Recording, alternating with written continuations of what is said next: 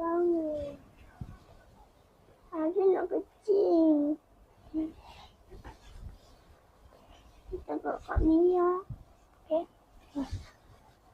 Kak Mia. Bangun. Buat apa ni? Ada nak kecil.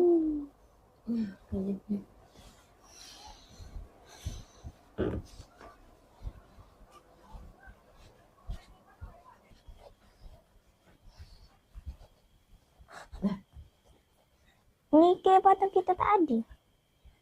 Kenapa dia pegang pisau? Akak pun tahu.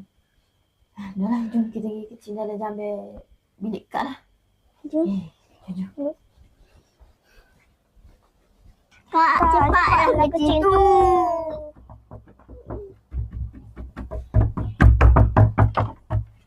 Oh, Kak siap dah ni. Buat apa jom? Apa? Lambat. Dah. Buat apa pulak patung duduk sini ni? Gerai Tak.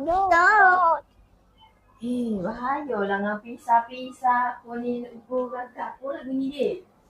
Bahayalah. Ada bulu kakak kau?